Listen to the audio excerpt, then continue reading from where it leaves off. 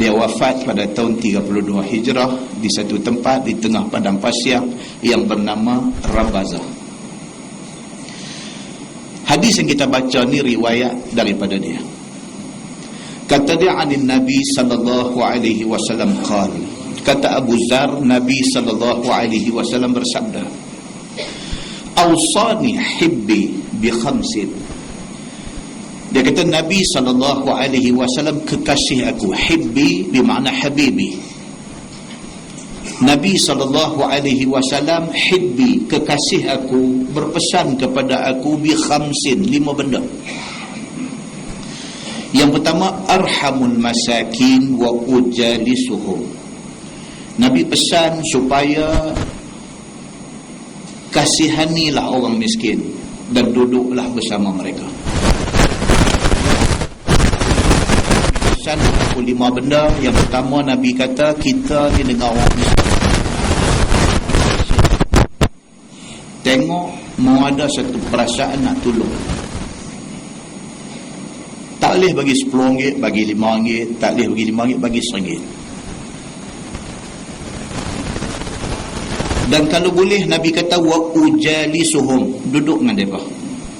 Duduk maksudnya duduk minum air dengan mereka, duduk bersembang, tanya abang sepatah dua dengan mereka. Sebab biasa orang miskin ni dia ada satu sifat, dia panggil inferiority complex. Dia rasa rendah diri. Bukan kalangan orang ramai, dengan sama-sama adik-beradik pun, kalau dia kurang sikit, dia ada rasa tu. Lepas hari raya, adik-beradik lain semua bawa balik kereta elok-elok, dia nak beranak balik naik bas. Dalam rumah tu dia rasa macam mak pak sendiri, mak mentua pak mentua ni, macam dengan dia ni ada kurang sikit. Perasaan itu sendirinya nanti ada dalam hati orang-orang yang macam ni. Kita dengan mereka, ra'i mereka, ajak sembang dan sebagainya, mereka rasa dihargai. Itu hikmah Nabi SAW pesan kepada Abu Zar dan kepada kita semua, supaya kalau boleh dengan orang susah ni, kita mau ada rasa kesian dan duduklah sekali-sekala dengan mereka. Yang kedua, kata Abu Zar, Nabi pesan dekat dia, wa anzuru ila man huwa tahti wa la anzuru ila man huwa fawqi. Nabi kata kalau boleh, tengoklah orang yang bawah kita. Jangan duk asyik tengok orang yang di atas daripada kita.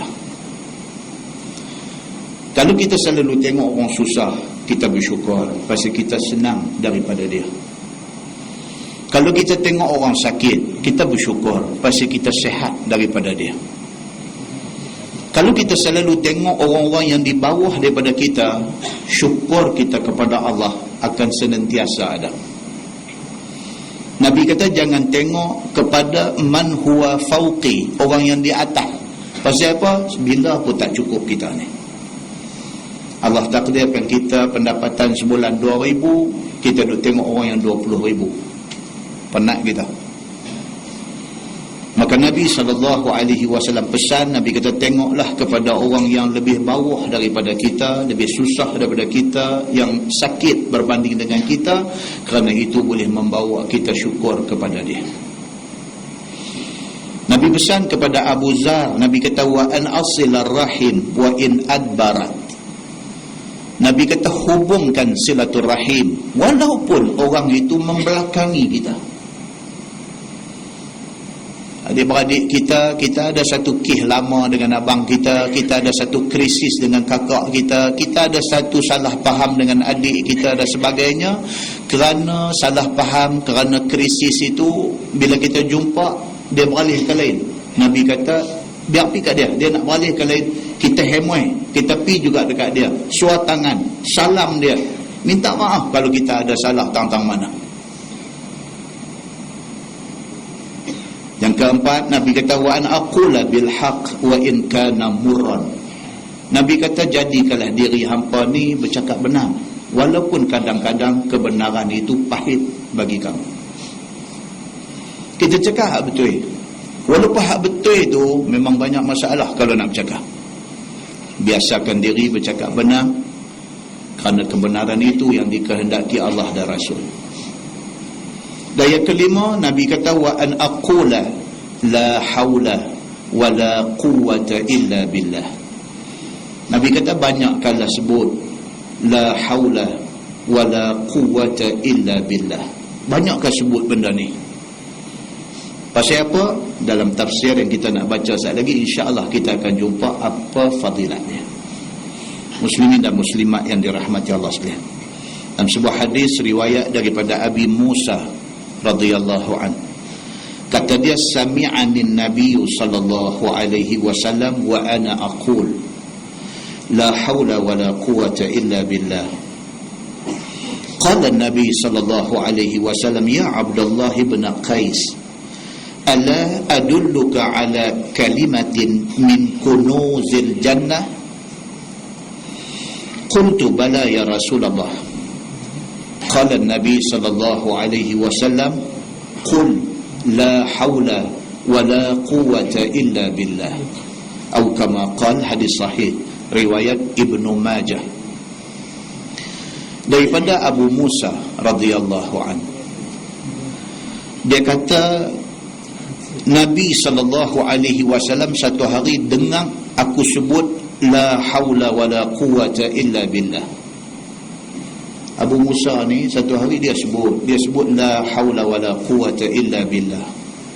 Apa maksud la haula wala quwwata illa billah? Maksudnya tak ada daya upaya, tak ada kekuatan kita ni, melainkan dengan kekuatan yang Allah bagi.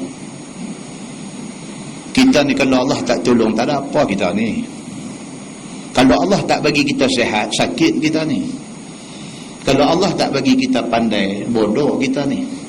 Kalau Allah tak bagi kita senang, susah kita ni.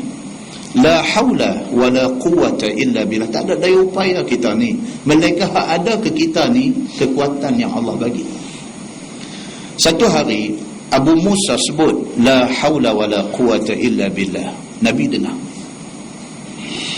Qala Nabi sallallahu alaihi wasallam, ya Abdullah ibn Qais. Nabi kata dekat dia, wahai Abdullah bin Qais. Abu Musa ni nama dia Abdullah bin Qais.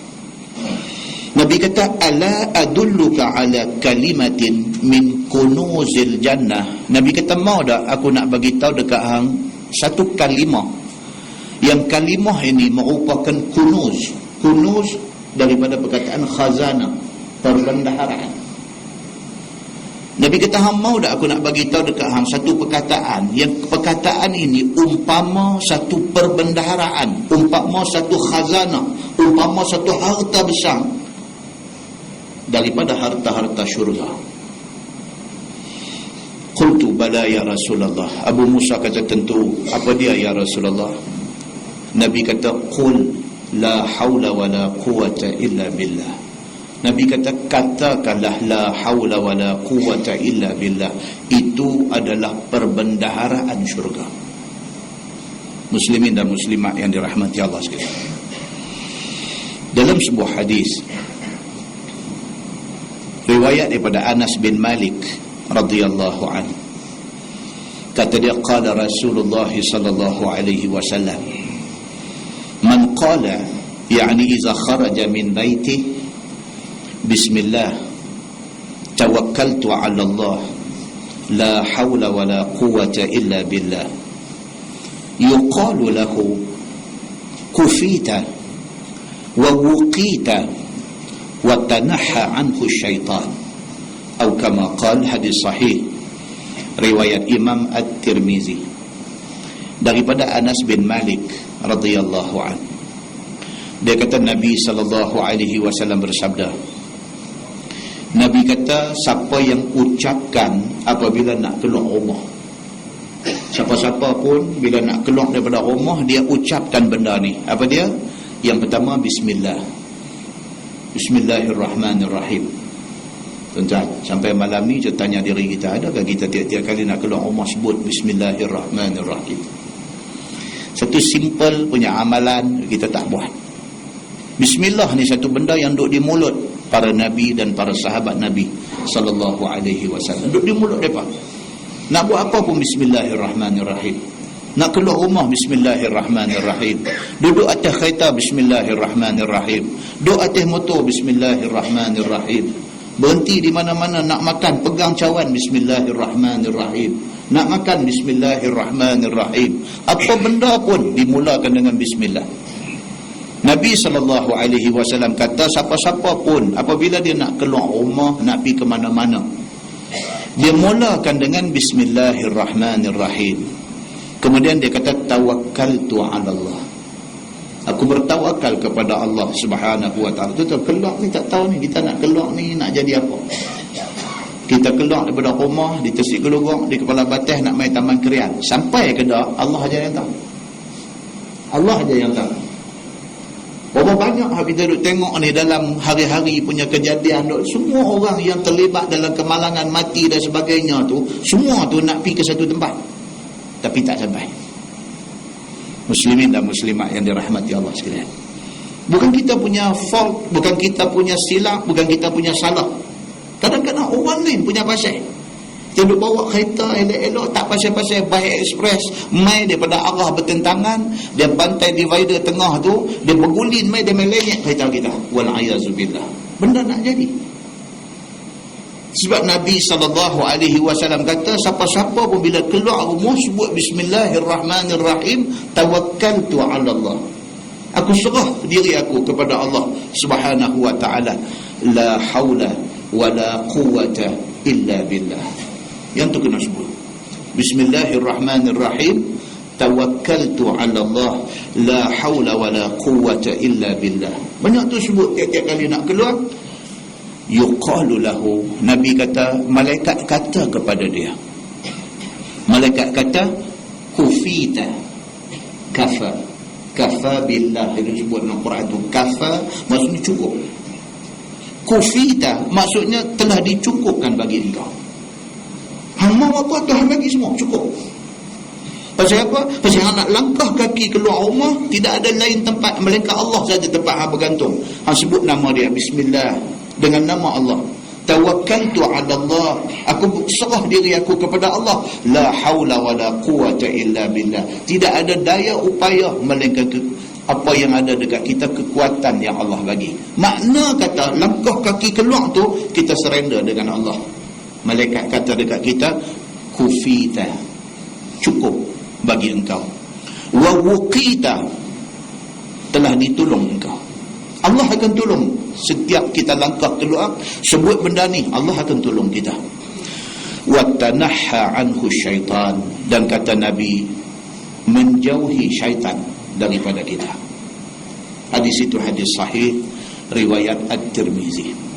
Dalam sebuah hadis riwayat daripada Ubadah bin As-Samit radhiyallahu anhu, kata dia, anin Nabi sallallahu alaihi wasallam qala, man ta'arra min al-lail faqala la ilaha illallah wahdahu la syarika lah, lahul mulku wa lahul hamd wa huwa ala kulli syai'in qadir.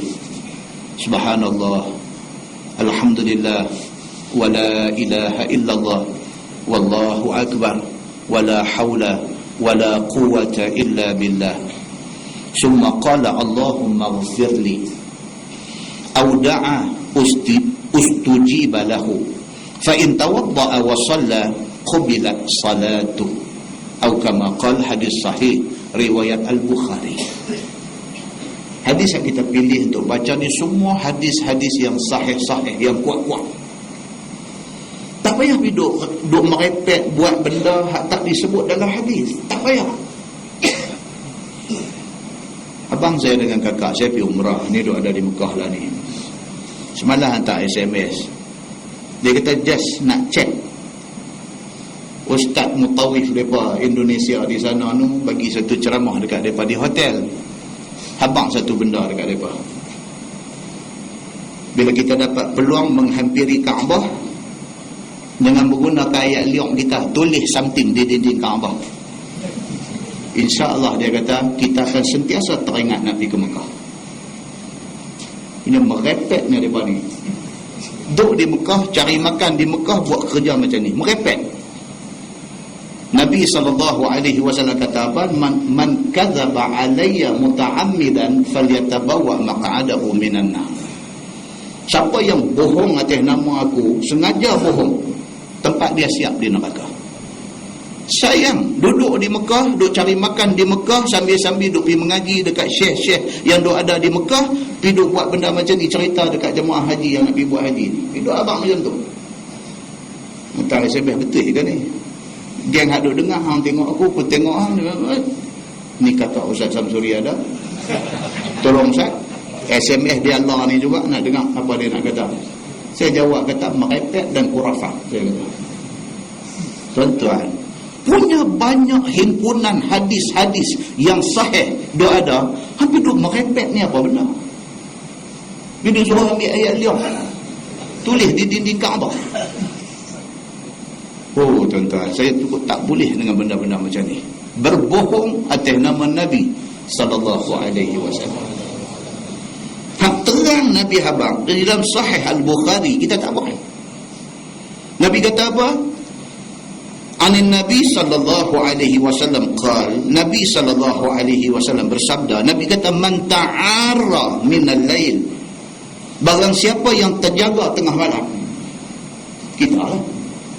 Umur kita ni memang 3 pagi, 4 pagi duk terjaga, nak pergi pancong lah, terkejut cerita hantu lah, hantu main tindih lah, kita lah. Nabi kata man ta'arra minal lail, barang siapa yang terjaga di tengah malam, faqala la ilaha illallah wahdahu la syarika lah, lahul mulku wa lahul hamdu yuhyi wa yumit wa huwa ala kulli syai'in qadir. Hak kita hafal dah pun. Bila jaga tengah malam pergi sebut macam tu, sambung lagi subhanallah walhamdulillah wa la ilaha illallah wallahu akbar wa la hawla wa la quwwata illa billah. Bila jaga tengah malam dia ni la ilaha illallah wahdahu la syarika lah, lahul mulku wa lahul hamd yuhyi wa yumit wa huwa ala kulli syai'in qadir. Subhanallah walhamdulillah wa la ilaha illallah wallahu akbar wa la hawla wa la quwwata illa billah. Summa qala Allahumma ighfirli, kemudian kata ya Allah ampunkan dosa aku. Nak sebut kok Melayu pun tak apa, nak sebut kok Arab pun tak apa. Ya Allah ampunkanlah dosa aku. Nabi kata apa? Au da'a ustujiba lahu, ataupun dia berdoa lah dengan apa-apa doa, pasti akan diperkenankan doa itu. Terjaga benda hadut jadi kat kita hari-hari, celek mata jaga, astagfirullahalazim, kata apa ni, terus la ilaha illallah wahdahu la syarika lah, lahul mulku wa lahul hamd yuhyi wa yumit wa huwa ala kulli syai'in qadir. Subhanallah walhamdulillah wa la ilaha illallah wallahu akbar wa la hawla wa la quwwata illa billah. Allahumma ighfirli. Nabi SAW kata pasti diampunkan dosa dia dan diperkenankan apa minta dia. Kemudian Nabi kata fa in tawadda'a wa shalla, kalau dia tambah lebih pada tu lagi, apa dia? Bangkit pergi ambil ayat semayang, qubilat salatu, pasti diterima sembahyangnya itu. Hadis itu hadis sahih riwayat Al-Bukhari. Muslimin dan muslimat yang dirahmati Allah sekalian, kalau tak sambung macam kita balik tak parah. Banyak tu balik buat amalan start pada malam ni tuan-tuan, cukup dah. Pasal apa? Pasal itu kebenaran daripada Nabi sallallahu alaihi wasallam. Dalam sebuah hadis riwayat daripada Ibnu Abi Aufa radhiyallahu anhu, kata dia, ja'a rajul ila Nabi sallallahu alaihi wasallam faqala inni la astati' an akhudha shay'an min al-Quran fa'allimni shay'an yujzi'uni min al-Quran. Faqala an-nabi sallallahu alaihi wasallam qul subhanallah walhamdulillah wa la ilaha illallah wallahu akbar wa la hawla wa la quwwata illa billah. atau kama qala, hadis riwayat Imam An-Nasa'i daripada Ibnu Abi Aufa. Dia kata satu hari satu lelaki mai jumpa Nabi sallallahu alaihi wasallam. Dia mai depan Nabi, dia kata inni la astati'u an akhudha syai'an min al-Quran. Dia angkat tangan depan Nabi. Dia kata, ya Rasulullah, saya ni tak erti apa tentang Quran. Dia mengaku. Dia kata, ya Rasulullah, saya ni tak erti apa tentang Quran. Saya tak erti baca Quran, saya tak boleh nak hafal Quran, saya ni tak erti apa pasal Quran. Nabi buat apa kat dia? Nabi suruh dia ketuk ketampi 100 kali ke? Tadi satu orang bawa main dalam Facebook cerita zaman. Dia kata awaklah, dia kata guru agama ni tidak ada sifat kasih sayang. Dia teringat zaman dia sekolah dulu. Dia kata kawan dia sama satu kelas dengan dia, bila main masa agama, satu ustazah ni masuk mengajar, suruh baca Quran. Main kat budak ni, kawan dia ni suruh baca Quran, tak erti. Ustazah ni halau suruh duduk di luar. Halau keluar pergi duduk di luar. Pasal yang tak erti baca Quran, dalam ni duduk merepek, duduk membebel, duduk beletiang dekat budak yang tak tahu baca ni. Dia kata budak tu akhirnya kata masuk kelas agama. Pasal dia tak erti baca, tolonglah dia. Dia tak erti baca, bukan nak tolong dia, nak denda dia. Jadi dia jadi benci kepada agama, dia benci kepada ustazah tu, dia benci kepada agama sekali. Sekian lama, dia kata, sehinggalah dia jumpa balik setelah habis zaman sekolah apa, masing-masing kerja apa semua, satu hari jumpa balik dengan kawan dia. Jumpa, dia kata Masya Allah, dia kehidupan dia punah rana. Kehidupan dia punah rana. Dia tengok mata, tengok cara hidup dia dengan keluarga dia, budak jantan ni dengan bini, dengan anak-anak dia, kira tak membayangkan reti agama. Tadi kawan ni pun dia loh dalam Facebook tadi. Dia kata mungkin budak tu pun silap. Dia kata tapi ustazah yang mengajar dia pun silap. Pasal apa? Pasal Islam tidak dihidangkan dalam bentuk yang sepatutnya. Nabi SAW mai dia ni satu rajul, satu laki-laki di mai dekat Nabi. Dia kata inni la astati'u an akhudha syai'an min al-Quran. Dia kata ya Rasulullah, saya tak erti apa pasal Quran ni. Saya tak tahu baca, saya tak faham Quran, saya tak boleh nak mengapai ayat Quran. Fa'allimni syai'an yujzi'uni minal Quran. Ajaklah dekat saya apa-apa benda yang boleh menggantikan taati saya tentang Quran ni. Saya akan belajar. Hak mana saya taati ni saya akan belajar, tapi for the time being, dalam tempoh masa ni, ajaklah dekat saya apa-apa benda sebagai ganti kepada saya taati Quran ni. Nabi kata dekat dia, qul subhanallah walhamdulillah wala ilaha illallah wallahu akbar wala haula wala quwata illa billah. Nabi kata banyak dulu. Itu kasih sayang. Nabi kata dia hang tak apa, belajar pelan-pelan, sementara ni isikan masa hang dengan subhanallah, maha suci Allah, walhamdulillah, segala puji bagi Allah. Isikan masa hang dengan benda-benda ni. Wala ilaha illallah, tidak ada Tuhan melainkan Allah. Wallahu akbar, Allah Tuhan yang maha besar. La haula wala quwata illa billah, aku ni tak ada daya upaya melainkan kekuatannya Allah bagi dekat aku sahaja. Itu yang aku ada. Kata banyak tu. Dia rasa dia diterima oleh Nabi SAW. Lagi dia nak mendekati Islam yang dibawa oleh Nabi SAW. Tuan-tuan, mukadimah ini disimpulkan satu benda aja. Apa dia? Kita cuba dekati orang dengan kasih sayang, supaya orang suka kita, orang suka Islam. Dan supaya Islam ini dilihat dengan rupa cantik, dengan rupa yang suka orang nak mendekatinya. Mudah-mudahan mukadimah itu memberi manfaat kepada kita, insya-Allah. Kita menggunakan tafsir Nurul Ihsan jilid 4. Nurul Ihsan jilid 4, muka surat 198. muka surat 198. Kita masih lagi di dalam tafsir surah At-Talaq. Surah At-Talaq yang kita baca last pada 8 hari bulan 10 tahun lepas. Dengar tahun lepas macam lama sangat, ada baru 2 bulan saja. InsyaAllah pada malam ni kita sambung ayat 2 surah At-Talaq, muka surat 198 di tengah-tengah sana. A'udzubillahi minasyaitanirrajim. Fa idza balagna ajalahunna, itu sambung dia. Maka apabila sampai dekat, yakni nak habis tempoh iddah mereka itu. Ni cerita orang bercerai, suami dengan isteri bercerai. Cerai itu cerai talak raj'i, maksudnya talak 1 atau talak 2. Tempoh iddah dia berapa lama?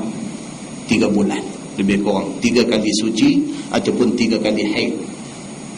Bila mendekati tempoh iddah ni, bila 3 bulan dah dekat nak habis dah, Tuhan kata dalam Quran, fa idza balagna ajalahunna, maka apabila sampai dekat nak habis tempoh iddah mereka itu, fa amsikuhunna bima'rufin au fariquhunna bima'ruf, maka pegang olehmu akan mereka itu, sama ada dengan rajak, dengan kebaikan.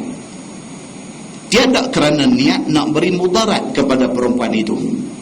Ataupun kamu boleh pilih sama ada untuk cerai mereka itu juga dengan kebaikan apabila habis iddah. Allah Subhanahu wa ta'ala kata, apabila ditakdirkan berlaku cerai di antara suami dan isteri, bila dah cerai talak 1 atau talak 2, dia panggil talak raj'i. Raj'i maksudnya boleh rujuk balik, tempoh dia 3 bulan. Dalam 3 bulan tu, bila dah dekat nak habis 3 bulan, buat keputusan. Sama ada kita nak rujuk balik, nak baik balik, ataupun nak cerai. Buat keputusan. Whatever keputusan yang kita buat, mesti tujuan baik. Kalau kita ingat kata nak rujuk balik, nak baik balik, rujuk dan buat baik-baik.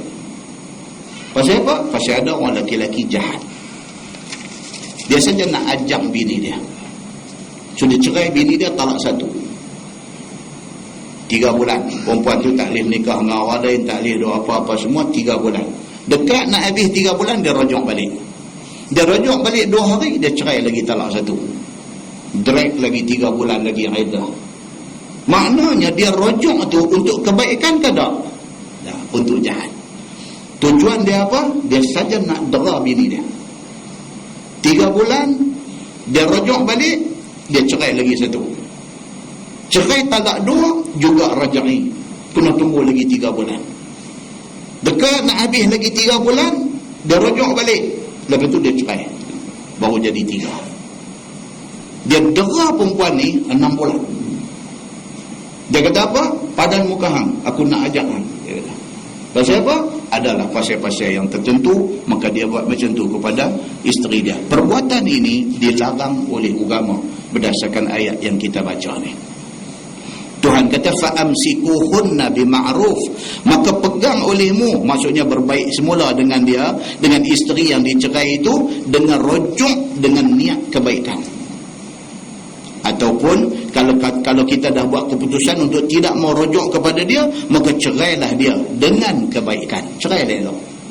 Macam mana dulu kita nak menikah dengan dia, kita pergi jumpa mak bapak dia, hari ini kita dah tawang hati, dah tak mau dekat dia, hantar dia balik ke rumah mak bapak dia dengan cara yang terhormat. Bagi tahu dekat Pak Mentua ni, saya minta maaf banyak-banyak ayah, saya bukan saja buat benda ni, mungkin tak ada jodoh antara kami. Saya terima kasih, dalam tempoh masa ni ayah layan saya sebagai menantu dengan baik dan sebagainya. Kita tinggal dari elok, kita balik. Cerai juga biarlah dengan cara yang elok. Yang tu yang agama suruh. Baik tuan-tuan, yang kata iddah ni apa cerita dia? Iddah, yang dia kata iddah ni. Iddah ni dia kata adalah masa satu wanita yang diceraikan, tempoh masa dia panggil masa menunggu. 3 bulan itu tempoh masa menunggu. Dan dia bukan ajaran Islam saja. Jahiliah dulu pun dah ada. Zaman jahiliah sebelum turun ayat tentang nikah cerai ni, dah ada dah iddah ni. Satu perempuan yang dicerai oleh suami dalam tempoh masa tertentu tak boleh menikah dengan siapa-siapa. Sudah ada benda tu. Bila mai Islam, benda ni disistematikkan. Dia letakkan satu tempoh masa yang tepat dan cantik. Islam mengemaskinikan beberapa amalan yang telah dibuat pada zaman jahiliah.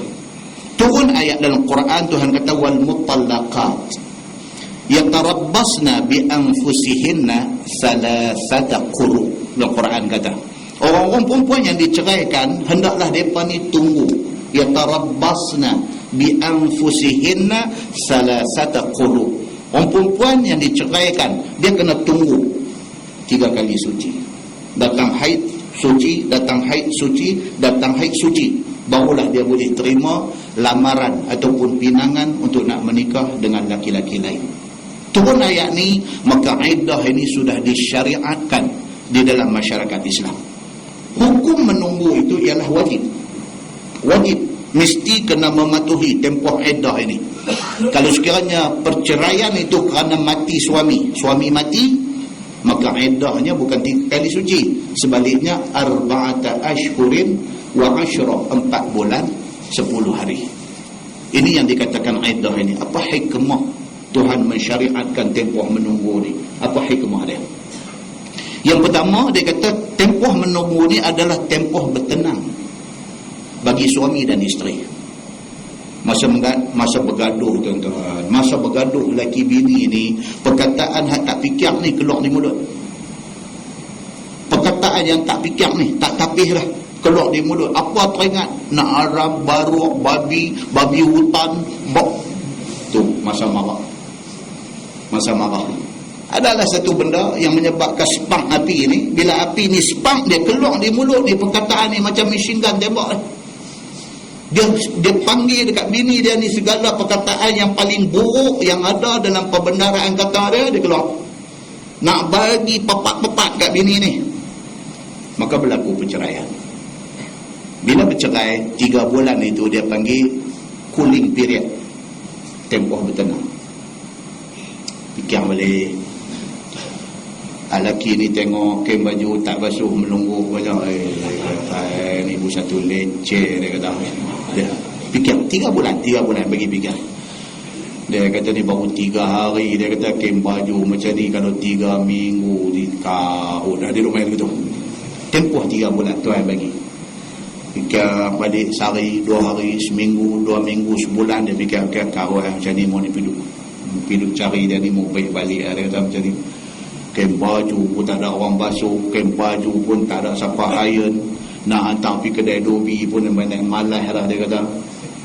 Seluang pakai, seluang tu tak basuh, pergi lempang dengan tali-tali pinggang sekali, lempang dalam bilik ayam tu, nak cabut tali pinggang buang pun segan.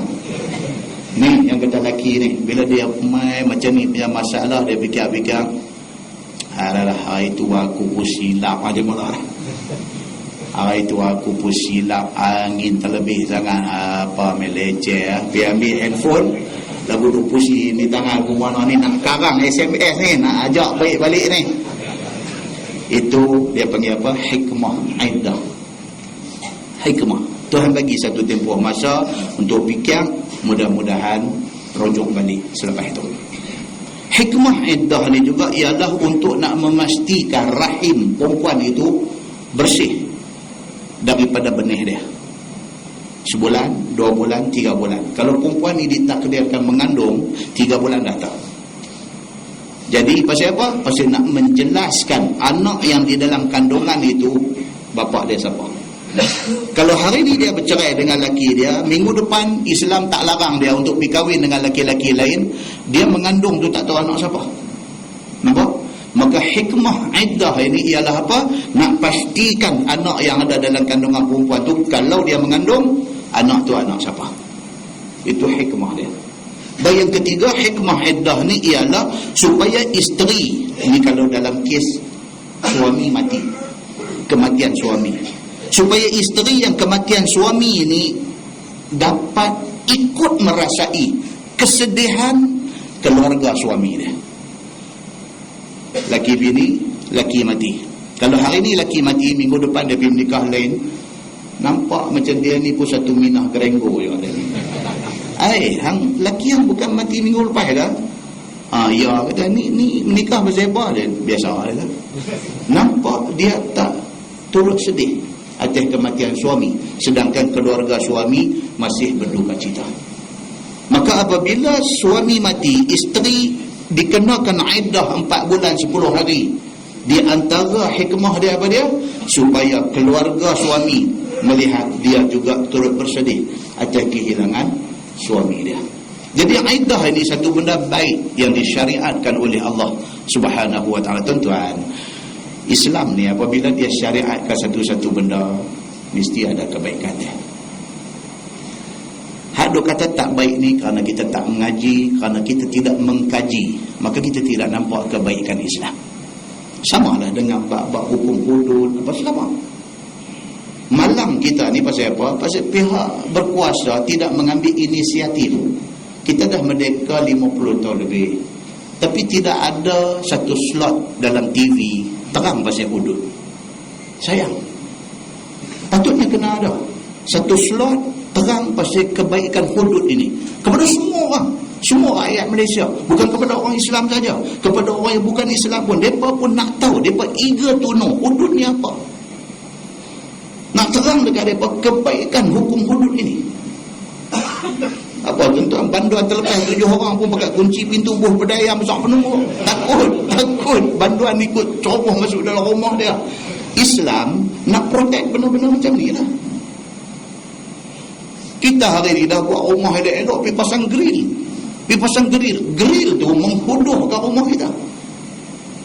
Buah grill besi ni bukan nak bagi elok, menghuduhkan rumah kita. Alangkah eloknya rumah kalau ada tingkap elok, buka lapang, tak ada ganggu dengan grill. Tapi pasal apa orang pasang grill? Pasal takut kecurian.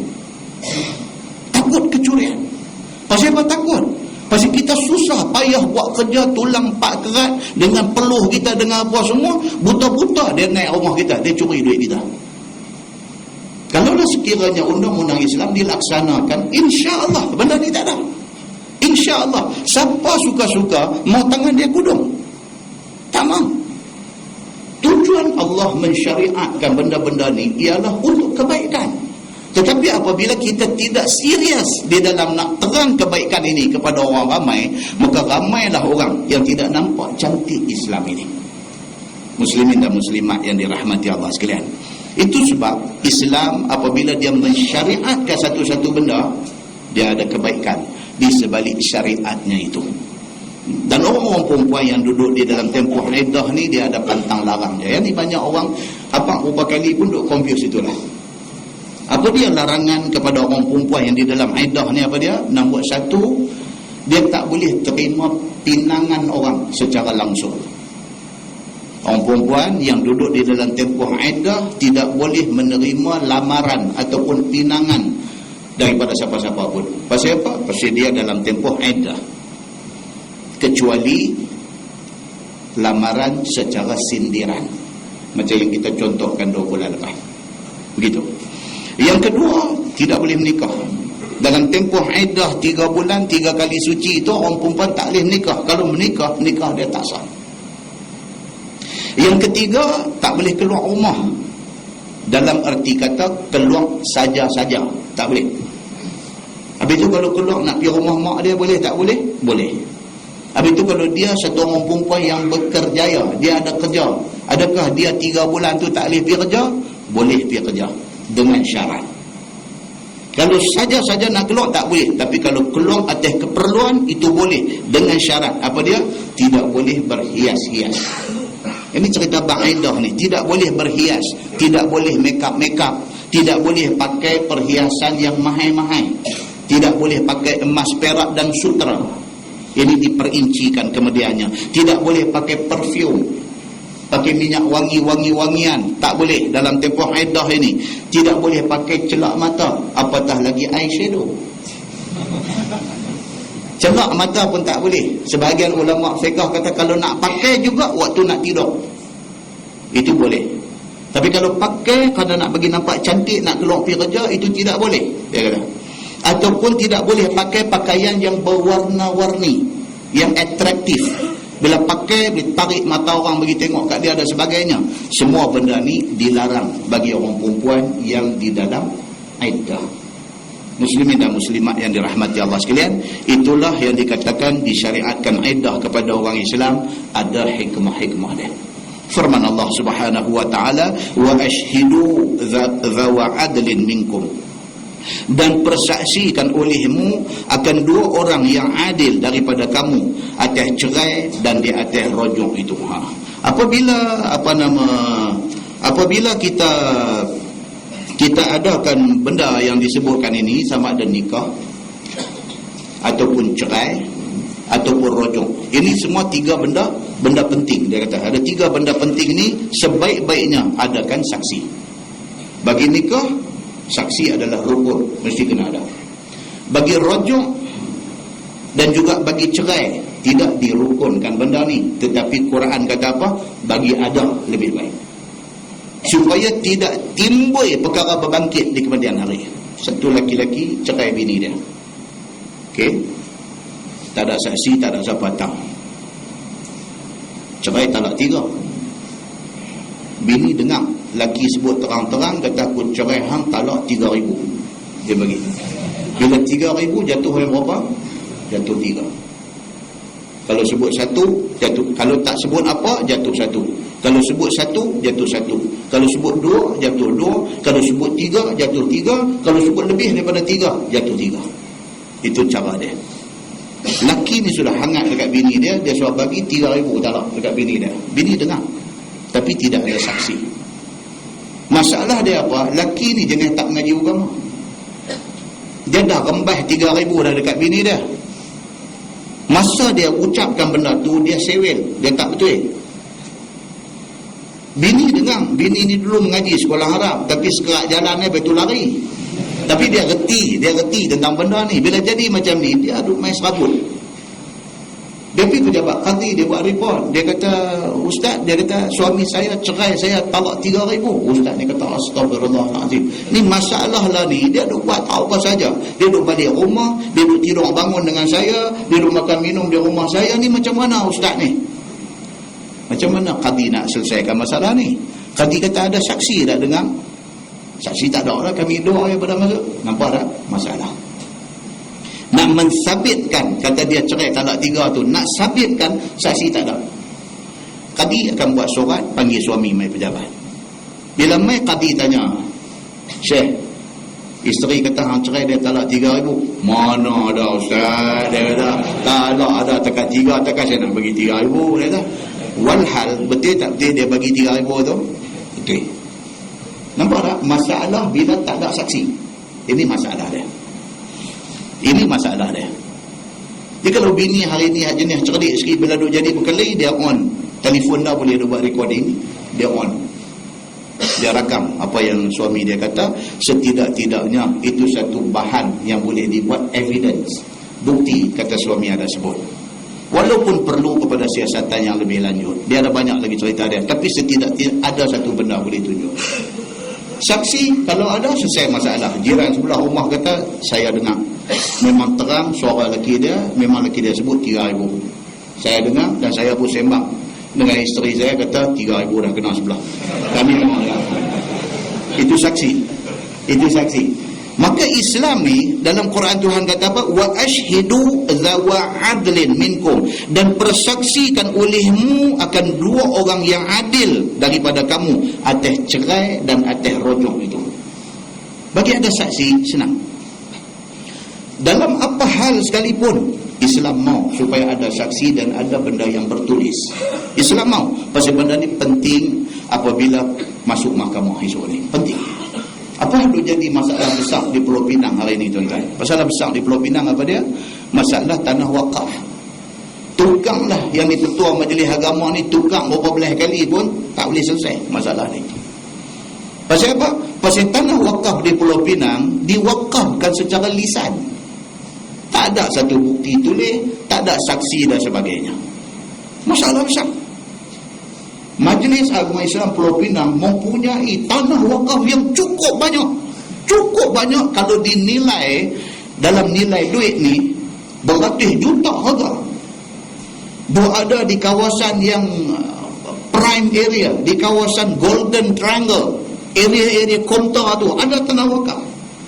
Tapi orang dulu-dulu dia wakaf tanah dia, dia kata begitu ya. Dia kata ni saya wakaf ini buat masjid. Ya ni saya wakaf lah, tengoklah isu orang pada model buat rumah anak yatim. Dia kata aja, tapi geran nama dia lagi.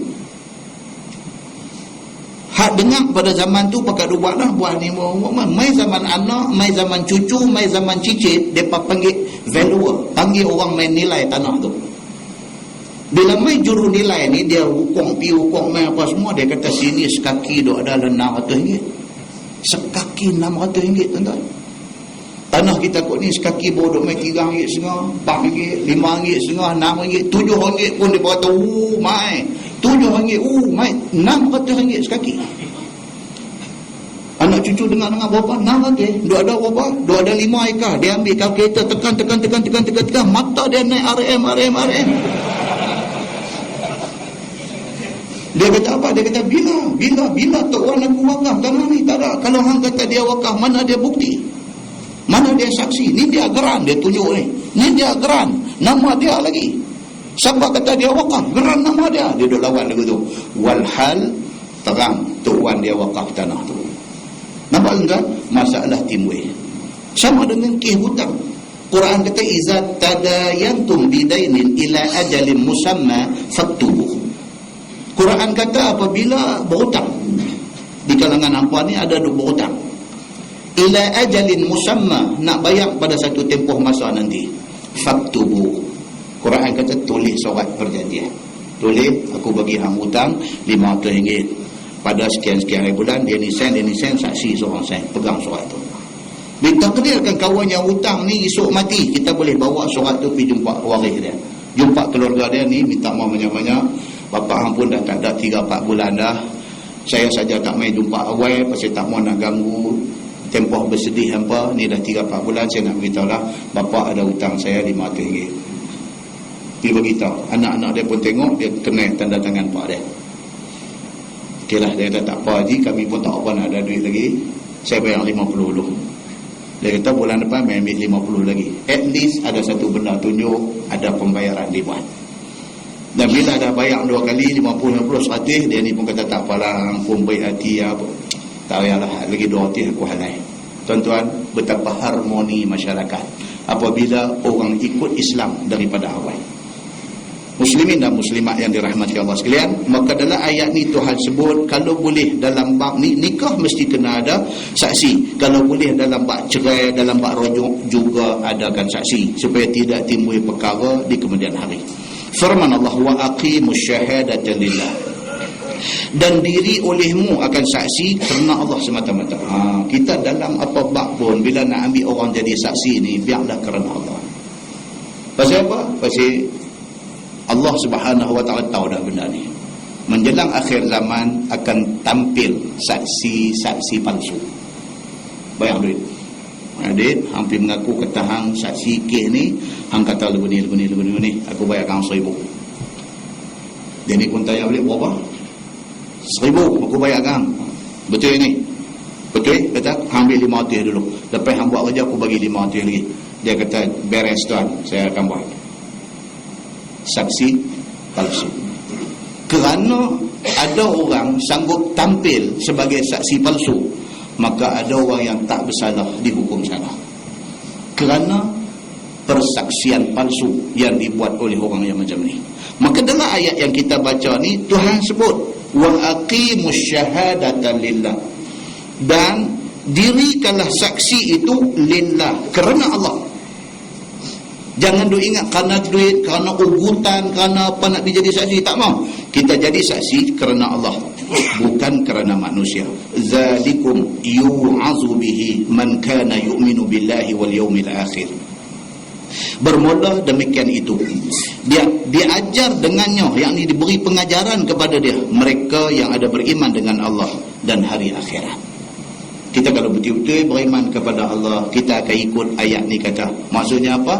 Cari saksi untuk semua kes supaya kes ini tidak menjadi masalah di kemudian hari. Dan saksi itu carilah saksi yang takut kepada Allah Subhanahu wa taala. Firman Allah, "Wa man yattaqillaha yaj'al lahu makhraja." Ni ayat yang orang menyaga duk gantung di kedai. Kan? Ayat yang orang menyaga duk gantung di kedai atas kepercayaan masing-masing. Atas kepercayaan masing-masing. Ada yang tak tahu kepala ekor bah, buka kedai pergi cari ayat ni. Pasal apa? Dia kata ini ayat 1000 dinar. Ambil pak bubuh di ni tempat cantiknya, belakang cashier betul-betul tu bubuh berdebak ke lah. Pasal apa? Ada pula satu orang kerja cari makan, main nak beritahu bubuh tang mana ni. Masuk main kiam tangan belakang tengok. Tanya pula ni cashier di tahu lah. Dia cashier tahu tu, abuh tu belakang tu. Dengan kepercayaan dia percaya kata apa? Kata ini ayat boleh jadi penangkal, boleh jadi pelarih, boleh jadi tarik orang main ke kedai. Ni ayat ni, cuba kita tengok apa cerita betul-betul dengan ayat ni. Adakah kena-mengena dengan menyaga? Firman Allah, wa may yattaqillaha yaj'al lahu makhraja wa yarzuqhu min haitsu la yahtasib. Dan barang siapa yang takut kepada Allah, yang bertakwa kepada Allah, nescaya menjadi Allah baginya kelepasan, yakni jalan keluar daripada kesusahan dunia dan akhirat. Ayat ni nak cerita yang tu.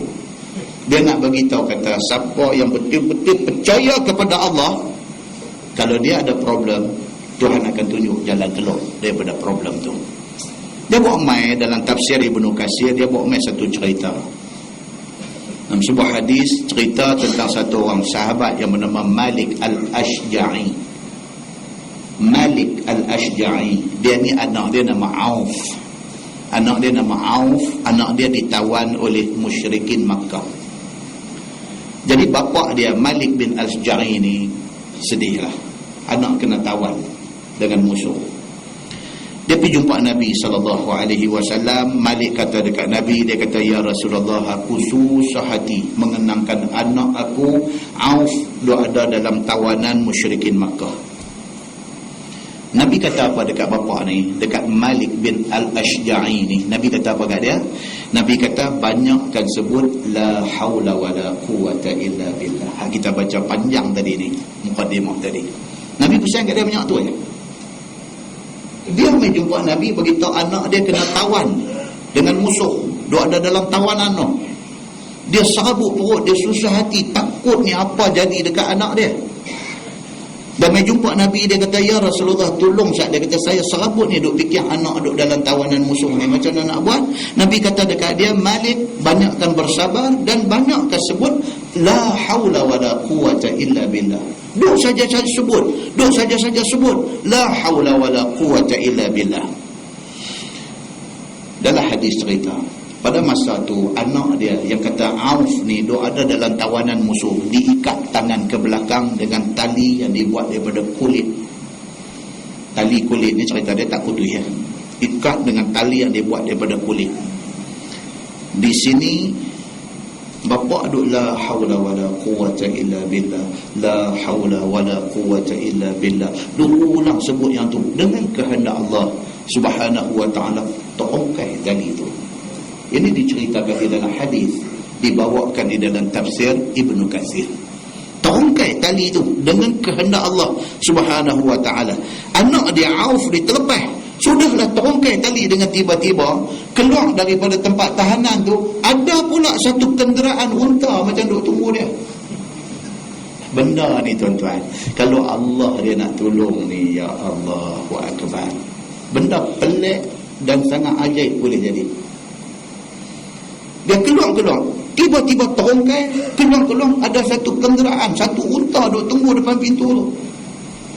Dia pun lompat naik atas unta tu, terus pecut unta tu, nak balik ke rumah mak bapak dia. Dalam tafsir Ibnu Katsir kata, on the way nak balik tu, jumpa pula kambing-kambing peliharaan musyrikin ni. Dia kata, Allah, yung kambing tu sekali bawa balik. La haula wala quwata illa billah ni yang kata la haula wala quwata illa billah ni. Dia yung dengan kambing-kambing tu sekali bawa balik pergi rumah mak dengan ayah dia. Mak dengan ayah dia terkejut tengok dia balik dah. Sebab saya terkejut balik dengan unta. Sebab saya ni apa dengan kambing-kambing ni? Hang bukan kata kena tawan kan? Hang pergi duk jadi saudagar kambing apa? Dia kata dia kena tawan. Tak tahu tiba-tiba tali yang ikat dia terlepas, cuma tak ada serabut capai aja tangan dia. Dia kata dah balik jumpa pula kambing buat-buat ni, dia kata saya halau bawa balik sekali. Pak Pak dia kan tisah lu, bab ni kena ditanya Nabi sallallahu alaihi wasallam. Pak dia kata tisah, hanya duk seronok dengan kambing ni cerita unta pun orang punya, kambing pun orang punya. Nanti Pak dia kata jom pergi jumpa Nabi. Bila pergi jumpa Nabi sallallahu alaihi wasallam, Nabi kata dekat dia dengan pak dia duduk ada depan, Nabi kata hak mana bawa balik ni semua kambing ni. Nabi kata semua milik hang punya. Nabi kata.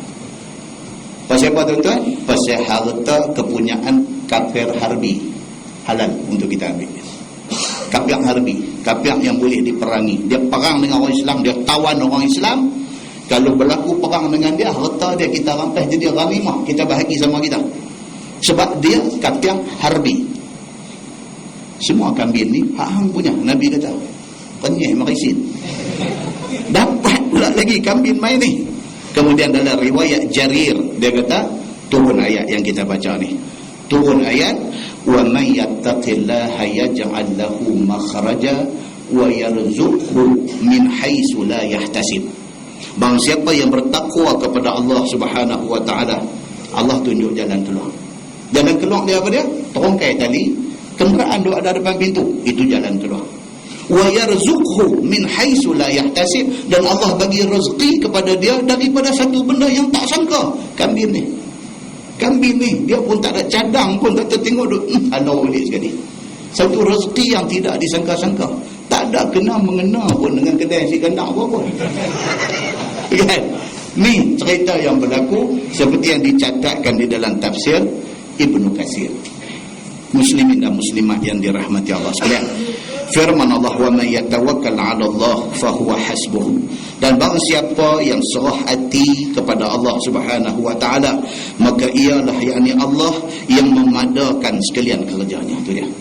Allah Subhanahu wa taala beritahu apa? Siapa bertawakal kepada dia, fa huwa hasbuh. Allah cukup, tak payah fikir hal lain. Anda baca cerita saudara Aflin Syauqi pergi ke Gaza. Dia ikut rombongan pergi ke Gaza. Dia pergi sana. Dia satu pahlawan di Malaysia ni. Satu pelakon, kira dia ambil watak komedi pahlawan. Siapa akan ajak dia, jom pergi, dia pun seronok saja nak tengok, nak cari satu pengalaman baru dalam hidup dia. Dia pun pengarah filem, kuat ada satu dua benda boleh bawa balik masuk dalam filem dia, pergi. Bila dia pergi sana, satu kejutan dalam hidup dia. Dia kata yang dia paling tak faham, dia boleh bercakap sambil menangis. Yang dia tak faham, dia kata keadaan orang Islam di Palestin, di Gaza ni, dengan bom dia meletup kiri kanan. Saat lagi dengar mak mati, ayah mati, saat lagi dengar abang putih tangan, putih kaki dan sebagainya. Bila jumpa mereka boleh tunjuk muka ceria, dan mereka boleh kata hasbunallah wa ni'mal wakil. Aflin Syauqi kata, benda ni sangat menyentuh hati saya. Keadaan mereka yang macam tu, dengan huru-hara, dengan kematian duk ada di sana sini, dengan sebarang ketidaktentuan boleh duk jadi, mereka boleh jawab hasbunallah wa ni'mal wakil, cukup kepada kami Allah, dan dialah sebaik-baik pelindung bagi kami. Bulat hati mereka bergantung dan percaya kepada Allah Subhanahu wa ta'ala. Aflin Syauqi menangis cerita benda ni. Macam mana keadaan dia tengok, macam mana respon mereka kepada dia di sana, wallahu a'lam, tak tahu. Tapi benda tu boleh jadi keluar yang mata dia. Ni yang kata hasbunallah wa ni'mal wakil. Yang ayat kita baca ni, Tuhan kata wa may yatawakkal 'ala Allah fa huwa hasbuh. Hasbunallah hasbuh. Maksud dia apa? Siapa yang bertawakal kepada Allah sepenuh hati, cukup Allah bagi dia. Dia tak ada gundah gulana, dia tak ada susah, dia tak ada nak jadi raplah. Pasal apa? Bagi dia Allah sudah cukup. Dia tidak perlu lain lagi. Bagi dia Allah sudah cukup. Penuh apa yang dia nak dalam hati dia. Kekosongan hati dia boleh diisi dengan Allah Subhanahu wa ta'ala. Itu dia. Kita ni tak experience benda tu. Kita dengar saja dia tak sampai tau. Kita habang tu tak sampai. Tapi bagi orang yang pi dan experience benda ni, dia faham. Beberapa ungkapan kata-kata dalam Quran, dalam hadis yang kita terang macam mana pun orang tak boleh faham, melainkan orang tu pergi ambil pengalaman sendiri, dia faham. Maka Allah Subhanahu wa taala kata, wa may yatawakkal 'ala Allah fa huwa hasbuh. Dan siapa serah hati dia kepada Allah, maka Allah itu memadai bagi dia. Cukup dengan Allah. Dia tak ada nak apa lagi dah. Firman Allah, innallaha balighu amri. Bahawasanya Allah Taala itu menyampai ia akan kehendaknya. Itu dia. Kita nak apa, Allah saja yang boleh bagi. Tuan-tuan, berapa ramai dalam dunia ni orang kaya tapi tak bahagia. Kaya, mau apa semua ada, bahagia tak ada. Laki multi-millionaire, laki suami dia ni multi-millionaire, dia masih lagi main kayu tiga, pasang laki-laki lain lagi di lain. Apa hal ni? Laki dah boleh, apa hang mau laki bagi? Hang mau rumah banglo atas bukit, dia boleh bagi. Oh tak mau beli, mau hak buatnya, dia pergi panggil kontraktor buat. Hang abang dekat arkitek, hang mau macam mana punya rumah?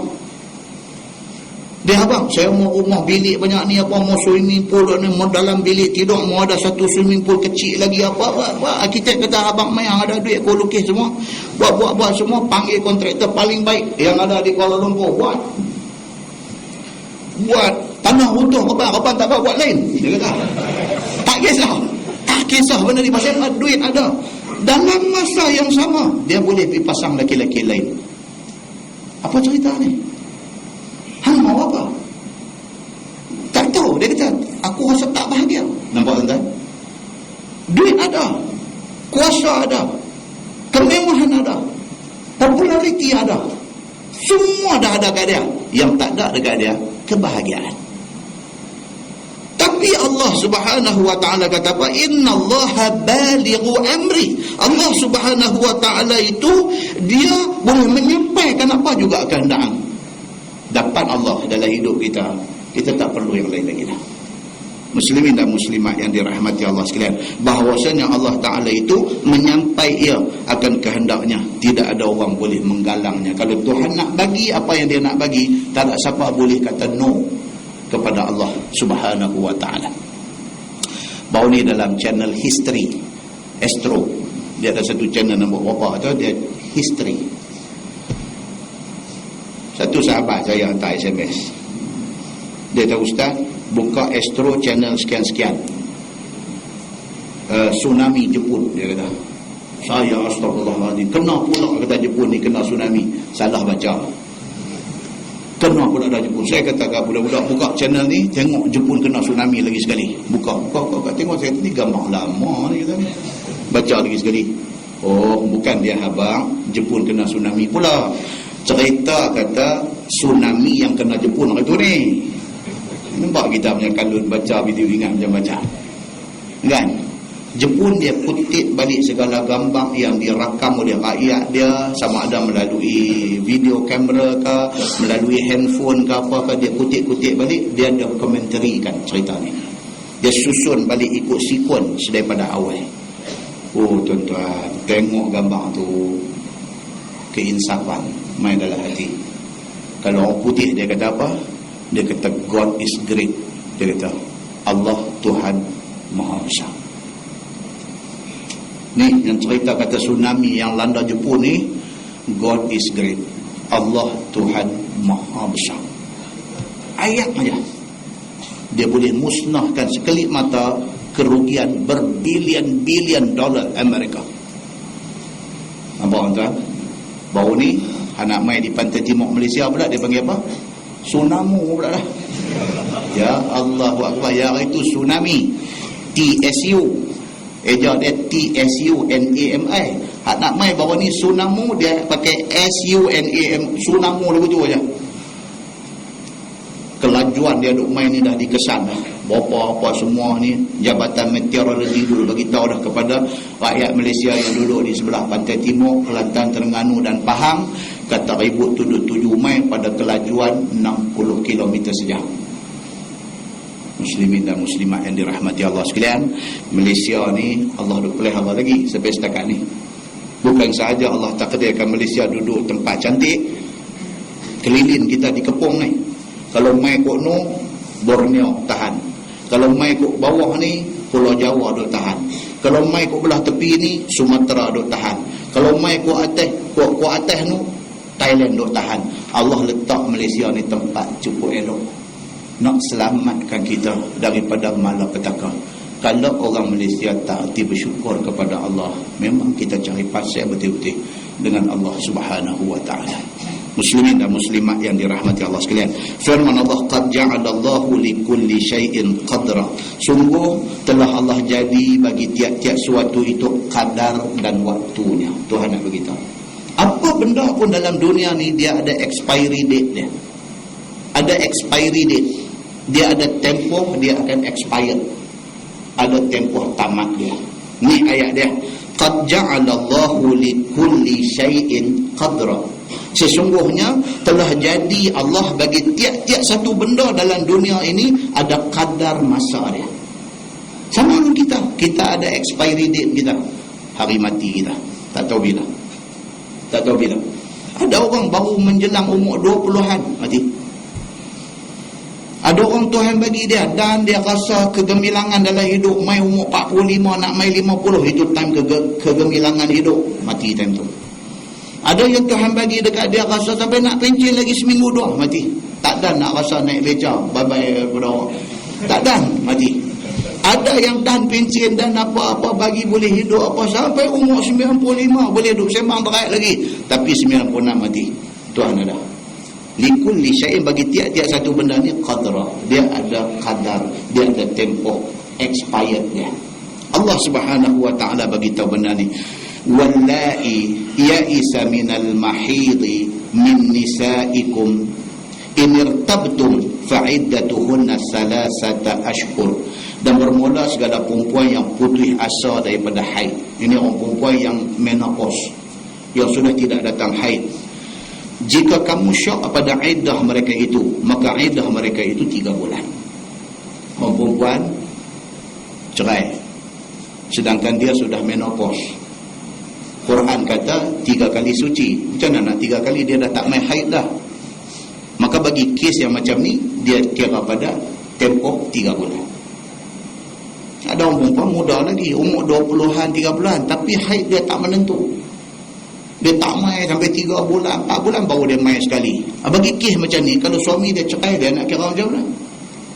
Dia nak main haid ni 3 bulan, 4 bulan baru main sekali. 3 bulan, 4 bulan, kalau 3 kali suci setahun lah, baru habis haidah dia. Maka bagi kes yang macam ni, diberi kepada dia salah satu ashhur, 3 bulan. Dia kata, tak kira ada haid ke, tak ada haid ke apakah, bagi kes orang yang macam ni 3 bulan. Wallahi lam yahidna, dan segala perempuan yang belum datang haid demikian juga 3 bulan iddahnya. Ini pada cerai hidup, dan ada pun pada cerai mati 4 bulan 10 hari. Itu standard. Dia kata, wa ulatul ahmal ajalahunna ay yad'na hamlahunna, dan bermula segala perempuan yang mengandung, yang bunting, iddah mereka itu bahawa beranak akan kandungan mereka itu, sama ada dicerai ataupun mati suami. Orang perempuan tengah duduk mengandung 9 bulan kandungan, suami cerai dia. Sah tak cerai isteri yang mengandung ni? Sah tak sah? Sah. Walaupun perbuatan itu haram, berdosa. Suami cerai bini dia dalam keadaan duduk mengandung, berdosa. Pasal apa? Pasal itu dianggap sebagai satu buat zalim, buat tahana kepada bini. Sepatutnya isteri duduk mengandung, dia kena ada rasa belas kesian. Tak, dia bercerai bini dia waktu mengandung 9 bulan. Jatuh tak talak? Talak jatuh. Habis tu iddah dia kira macam mana? Bila dia melahirkan anak. Lepas suami dia cerai 10 hari, dia pun melahirkan anak dia. Habis clear dia. Dia dah boleh kahwin dengan orang lain. Pasal apa? Bagi kes mengandung, iddah saja berakhir apabila dia melahirkan kandungan dia. Wa may yattaqillaha yaj'al lahu min amrihi yusra. Dan barang siapa yang takut Allah, nescaya menjadi Allah baginya daripada kerjanya itu kemudahan pada dunia dan pada akhirat. Siapa yang betul-betul bertakwa kepada Allah, Allah akan mudahkan urusannya. Nampak dia kira tak nampak susah. Lah, tuan-tuan, kadang-kadang kalau kita rajin observe, rajin perhati dalam masyarakat ni, jumpa orang macam ni. Kaya tak kaya, tapi dia tiap tahun pergi umrah. Tengok dia bukan ada pencen apa pun tak ada. Tapi kira ada duit. Oh, dia ni dengan pencen pun bagus, anak-anak pun kerja bagus, kira orang ajak pergi umrah dua orang tak ada duit. Pening tak kena fikir kan, dia ni apa hal? Pencen dia pun bagus juga dia ni. Anak-anak pun kerja bagus-bagus, takkan anak-anak seorang-seorang tak ada bagi macam. Ajak pergi umrah, dia kata aku ni tak ketat sikit 2-3 hari, duk ketat sedia. Aku ketat sikit 2-3 hari ni, ketat. Ni yang tua ni tak ada pencen apa, kerja kampung aja. Anak-anak pun bukan kata kerja bagus sangat, tapi okey semua. Kira lagu orang kata ni depa nak pergi umrah, ada kosong lagi tak? Buah nama saya seorang. Ada duit. Mana mai ni benda ni semua, mana mai? Ni ayat ni bagi tahu. Wa may yattaqillaha yaj'al lahu min amrihi yusra. Pasal dia bertakwa kepada Allah, Allah bagi mudah segala urusan dia. Benda nak buat ibadat ni tak ada masalah. Tak ada masalah. Halakkan ibadat ni jadi belaka. Allah bagi dekat dia macam tu. Zalika amrullah anzalahu ilaikum. Demikian itulah kerjaan hukum Allah yang telah turun Allah akan dia kepada kamu. Ini cara Allah mengendalikan hamba-hamba dia. Allah kenal siapa yang bertakwa, Allah bagi kebaikan kepada dia. Itu kerja Allah. Wa may yattaqillaha yukaffir anhu sayyi'atihi wa yu'zim lahu ajra. Dan barang siapa takut Allah, junjung segala suruh dan tegah Allah, nescaya kafarah Allah daripadanya akan segala kejahatannya. Siapa yang bertakwa kepada Allah, mana-mana dosa yang ada Tuhan kafarahkan. Kebaikan yang dia buat itu memadam mana-mana dosa yang dia buat sebelum itu. Jadi macam tu. Dan membesarkan baginya akan pahala di hari akhirat, iaitu dengan janji syurga. Askinuhunna min haitsu sakantum min wujdikum. Duduk oleh kamu wahai segala suami akan mereka itu, yakni akan perempuan yang ditalak, dicerai itu, daripada mana tempat yang kamu duduk, daripada kelapangan kamu. Ini dia bagi tahu peraturan. Bila suami cerai isteri dengan talak rajai, talak 1, talak 2, kita dah beritahu 2 bulan lepas, bini yang diceraikan ni nak duduk di mana? Duduk di rumah dia. Habis laki pergi mana? Laki pergi masjid tidur. Apabila satu suami cerai isteri dia talak 1 atau talak 2, rumah hak mereka duduk tu bini dapat. Sampai bila? Sampai habis tempoh iddah. Bila habis tempoh iddah 3 bulan tu, kalau kata nak baik balik, okey, duduk rumah tu. Kalau kata nak cerai terus, suami cari rumah lain bagi kat dia. Tapi dalam tempoh iddah 3 bulan tu, perempuan berhak duduk di rumah yang mereka duduk sebelum itu. Ini dia nak bagi tahu. Wala tudarruhunna liyudayyiqu alaihinna. Dan janganlah kamu mudarat akan mereka itu, yakni perempuan yang ditalak itu, kerana kamu hendak memicit atas mereka itu pada tempat duduk dan pada nafkah. Dan suami bila cerai isteri dalam tempoh talak rajai, jangan duk bagi masalah dekat bini. Jangan duk bagi masalah, tak mau bagi duit belanja, tak mau bagi rumah dia duduk dan sebagainya. Itu salah. Pasal apa? Pasal Quran bagi tahu, bila suami cerai isteri dia, rumah dia pada duduk tu kena bagi isteri dulu, belanja makan minum dia dalam tempoh 3 bulan suami kena tanggung. Ini peraturan yang Islam tentukan. Wa in kunna ulati hamlin fa anfiqu alaihinna. Dan jika ada mereka itu, yakni perempuan yang ditalak 3 ataupun khulu', tebih talak itu bunting, maka hendaklah kamu nafkah atas mereka itu. Ni kisah talak 3. Talak 3, bini yang kena cerai talak 3 boleh duduk dalam rumah tu? Tak boleh. Suami tak bertanggungjawab ke atas rumah dia duduk. Sebab apa? Sebab bila suami bagi talak 3 ni mana kisah berat, maka tanggungjawab suami untuk menyediakan rumah kediaman sudah tidak ada. Dia balik rumah mak bapak dia. Baik, kes yang dia nak bagi tahu di sini ni, dia kata sama juga dengan kes khulu'. Khulu' ni apa dia? Tebih talak. Satu perempuan dia tak berkenan dekat laki dia, dia minta laki dia cerai dia. Laki dia tak mau cerai dia. Maka akhirnya buat satu persetujuan. Dia kata kalau abang sanggup cerai saya bayar dekat abang 20,000. Satu orang perempuan yang sanggup tebih talak ni dengan membayar duit, mana kata dia perempuan tak bagus. Makna kata dia perempuan tak bagus. Sampai dia sanggup bayar untuk tebih untuk nak tebus talak daripada lelaki dia. Juga suami tidak wajib menyediakan rumah dalam tempoh iddah dia. Baik, apa kata kalau perempuan yang cerai talak 3 ataupun yang tebus talak ni masa bercerai tu dia mengandung? Apa tanggungjawab suami? Adakah suami wajib kena bagi nafkah dekat dia dan sebagainya? Dia kata hatta yadha'na hamlahunna. Maka suami wajib kena bagi nafkah ke atas dia sehinggalah dia beranak anak yang dikandung dia. Sebagai satu tanda simpati kepada perempuan ni. Walau dia macam mana sekalipun, anak yang duduk dalam perut dia tu anak kita. Nafkah belanja anak kita kena bagi. Adapun perempuan yang ditalak raj'i, maka wajib nafkah sama ada mengandung ataupun tidak. Fa in arda'na lakum fa'atuhunna ujurahunna. Maka jika menyusu mereka itu, yakni perempuan yang ditalak itu, bagi anak-anak kamu, bagi anak kamu, maka beri oleh kamu akan mereka itu upah mereka atas menyusunya. Suami cerai isteri dia sedangkan isteri tengah duk menyusu anak. Suami wajib kena bayar upah untuk dia menyusu anak itu. Kena bayar satu jumlah duit sebagai upah kepada dia bagi susu anak tu. Walaupun anak tu anak dia dengan kita, tapi kita kena bagi duit sebagai upah menyusu. Kena bagi.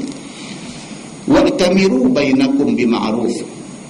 Dan hendaklah menyuruh setengah kamu akan setengah antara kamu itu dengan kebaikan pada hak anak itu, dengan muafakah atas upah menyusu yang maklum. Bincang elok-elok, saya kata. Laki bini yang cerai ni, yang ada anak kecil duk menyusu, bincang elok-elok untuk kebaikan budak. Tuan-tuan, perceraian ni sebenarnya yang menjadi mangsa siapa? Anak. Bapa dengan mak ni korang masalah. Pak ni lagi pula dia boleh pergi menikah lain, mak ni habis iddah pun dia boleh pergi menikah lain, tapi anak ni akan jadi mangsa. Dia ni akan jadi satu tekanan dalam hidup dia. Maka perceraian ini sebenarnya yang menanggung bebannya ialah anak-anak. Itu sebab Islam dia duk cakap tentang benda ni bagi lebih, supaya orang yang ingat nak bercerai tidak jadi bercerai. Begitu. Wa in ta'asartum, dan jika memayah kamu tiada persetujuan pada upah dan menyusu. Bincang laki bini ni pasal nak susukan anak ni, tak ada penyelesaian. Bini kata okey abang bayar saja sebulan 3,000 sebagai upah menyusu. Laki kata apa sampai 3,000? 30 ringgit aku boleh bagi. Tak ada penyelesaian. Dia jadi riuh rendah macam tu. Quran kata apa? Fasaturdi' lahu ukhra. Maka tuntut bapa akan perempuan menyusu yang lain baginya. Boleh diambil third party. Bila tak ada penyelesaian, bini minta 3,000, laki nak bagi 30 ringgit, tak ada penyelesaian. Sebagai satu penyelesaian yang boleh buat daripada dia, cari siapa-siapa orang perempuan yang ada anak kecil duk menyusu, bagi dia tu menyusu, bayar duit kat dia tu. Islam kata buat macam tu. Maka tiada boleh dikerasi, dipaksa ibu atas menyusukan anak itu. Kalau dia tak mau bagi susu anak dia, dia nak jaga badan misalnya, dia tak mau bagi susu dekat anak, ada juga macam-macam tuan-tuan. Dalam kehidupan ni, serabut ni tak tahu nak apa. Serabut ni, masalah rumah tangga ni pening. Pensyarah saya dulu masa duduk mengaji dulu kan, bini dia duduk tak kenal kat dia, tak serabut. Bini anak duduk dah 5 orang. Hak besar pun bukan kecil. Nama apa hak besar? Bukan kecil, umur dah dekat 20 dah. Hak besar ni, hak sulung. Bini ni boleh berkenan kat orang lain pula. Ni yang kata kompleksnya masalah rumah tangga ni.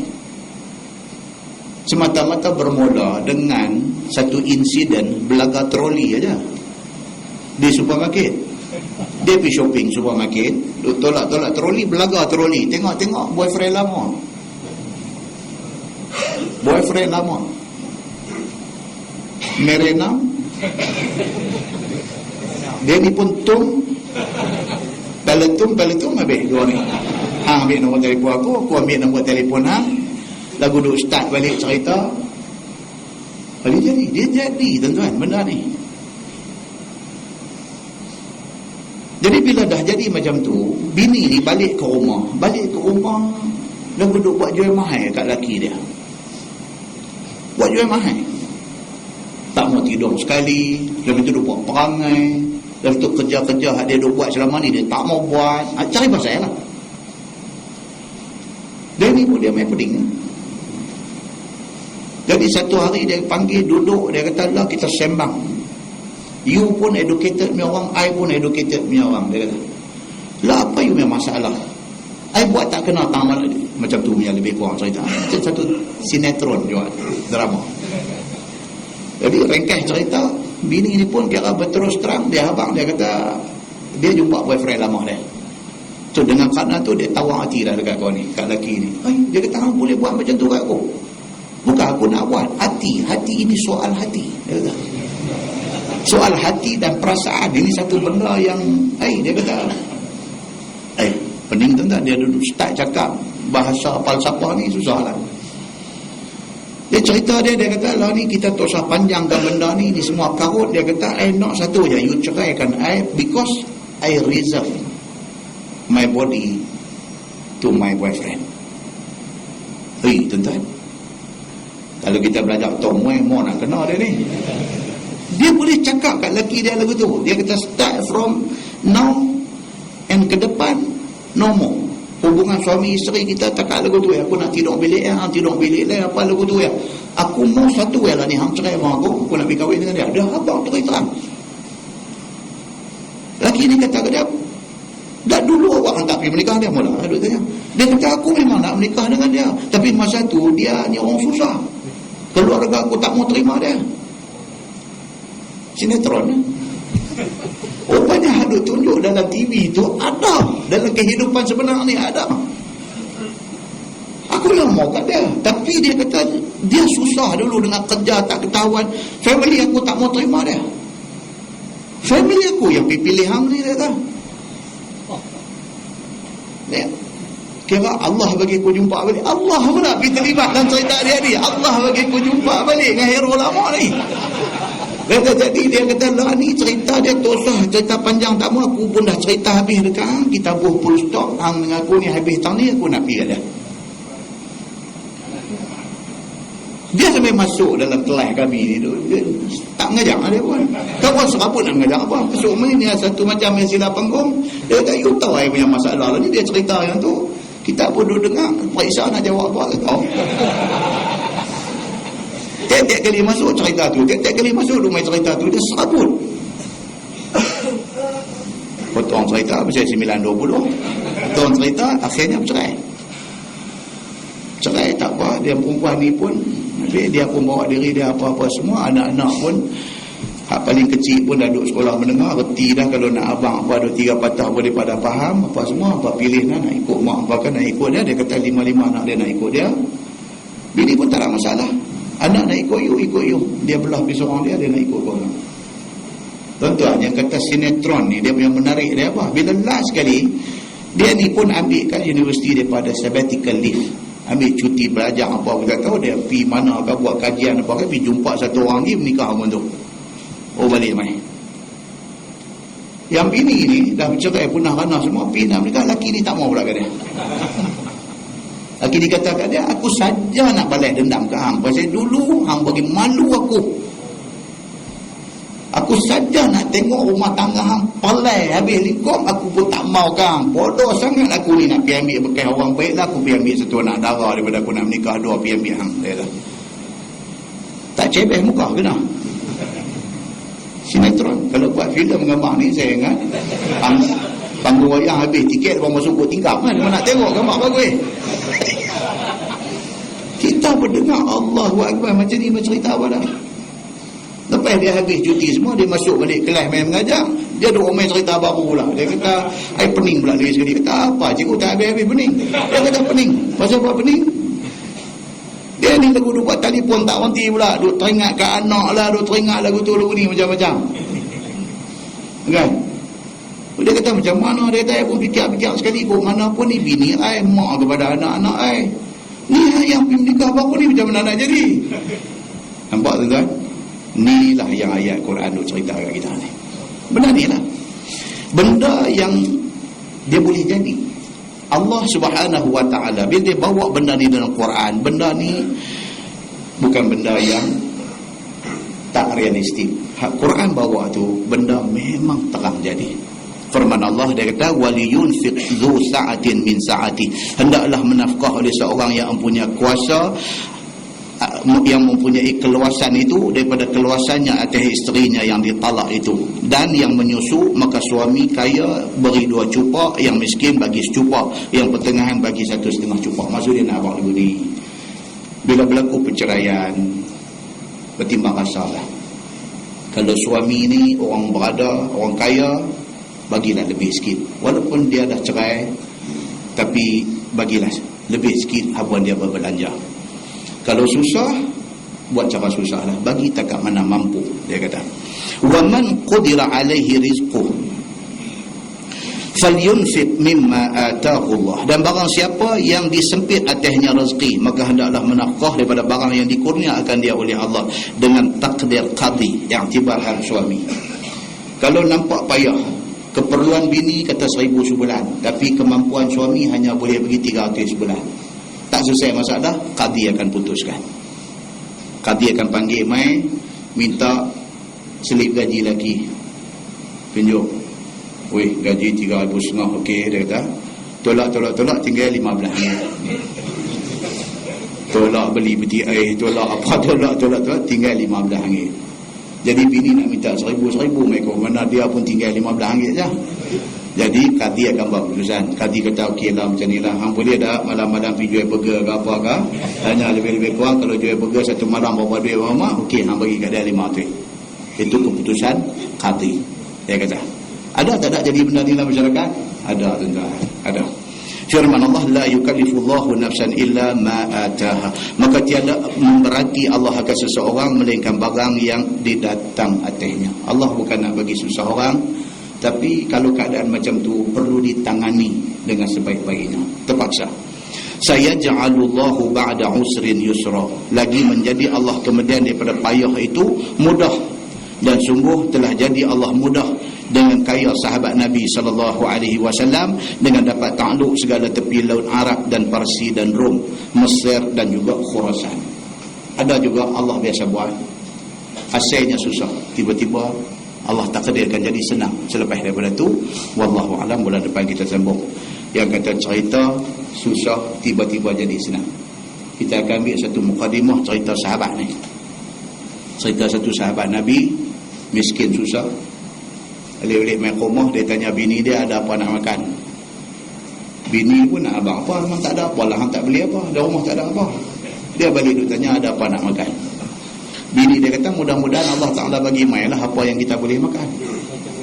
Dia kata apa nak makan? Bini dia kata mudah-mudahan Allah bagi mai lah apa nak makan. Dia kata kat bini dia, waihak. Waihak ni maksud celaka. Celaka hang, dia kata.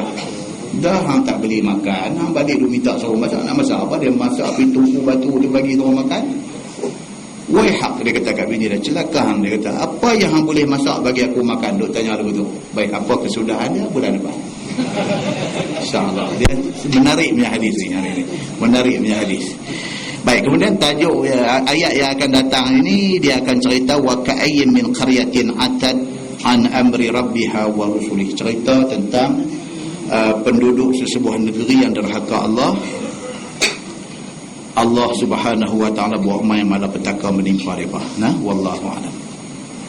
Tertangguh dengan tasbih kafarah dan suratul As.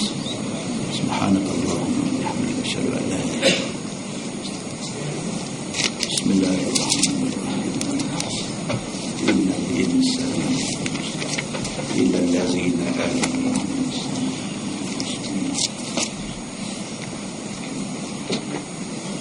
اللهم صل على محمد في الأولين والآخرين وسلم ورضي الله تبارك وتعالى عن ساداتنا أصحاب سيدنا رسول الله أجمعين. بسم الله الرحمن الرحيم. الحمد لله رب العالمين حمدا يوافي نعمه ويكافئ مزيدا. يا ربنا لك الحمد كما ينبغي لجلال وجهك الكريم وعظيم سلطانك. رضينا بالله ربا وبالإسلام دينا وبمحمد نبيا ورسولا.